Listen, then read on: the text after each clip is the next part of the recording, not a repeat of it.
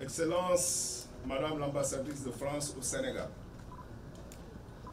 Monsieur le général de division, haut commandant de la gendarmerie nationale et directeur de la justice militaire, Monsieur le général de division, inspecteur général des forces armées, Monsieur le vice-amiral, chef de l'état-major particulier du président de la République, Messieurs les officiers généraux, chères notabilités coutumières et religieuses de Ouakam, officiers, sous-officiers, militaires du rang. La cérémonie qui nous réunit ce jour marque un tournant important dans le riche et long parcours de la coopération militaire entre le Sénégal et la France. En effet, elle consacre l'aboutissement de plusieurs mois de discussions amicales et fraternelles entre les deux pays, portant sur la rétrocession définitive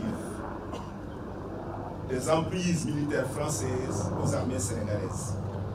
Ainsi, les camps Saint-Exupéry et Maréchal de Anne, l'escale aérienne de Dias, la cité résidentielle de la Pointe, les installations navales du camp Proté, le centre de mission de Rufisque et le camp Gel où nous nous trouvons ce matin ont été remis aux armées sénégalaises.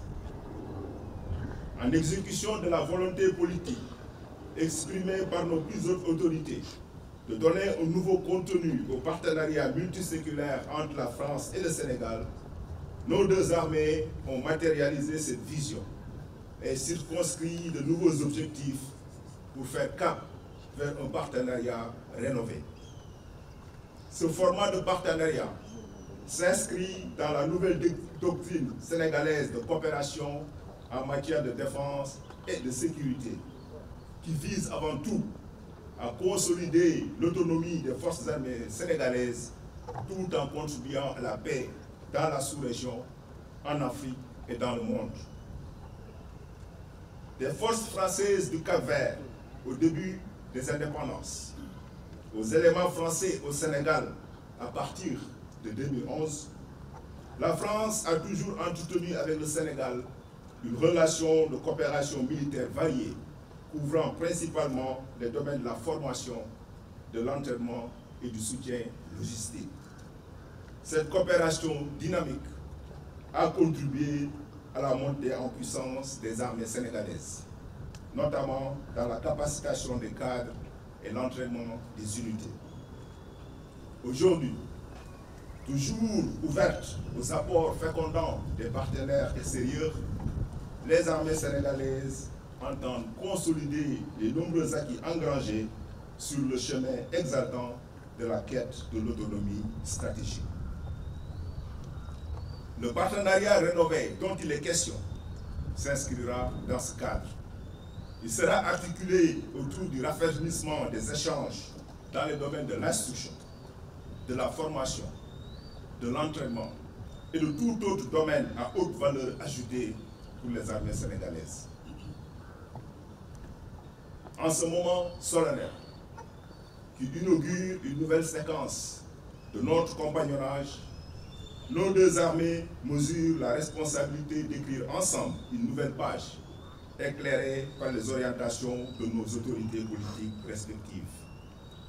Pour leur part, riches de leur héritage et fidèles à leurs principes, les armées sénégalaises s'engagent à œuvrer à la mise en place effective d'un partenariat efficace, équilibré, fondé sur le respect mutuel et la souveraineté de chaque partie. Chers camarades français, vivre au Sénégal et particulièrement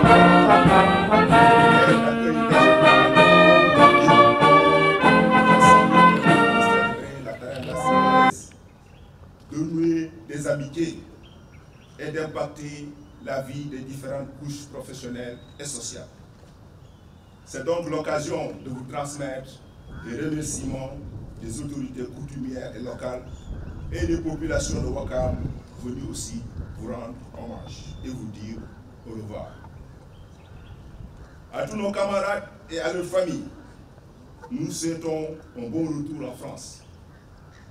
Comme nous le rappelle Antoine de Saint-Exupéry, ce grand pionnier de l'aéropostale, je le cite, pour chaque fin, il y a toujours un nouveau départ.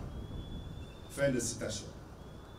J'ai espoir que le riche capital d'amitié et de confiance, fruit de la longue histoire qui lie nos deux armées, sera le ferment d'une coopération forte et vivante au service de la stabilité, de la paix et du développement de nos pays respectifs. Officiers, sous-officiers, militaires du rang, je vous salue.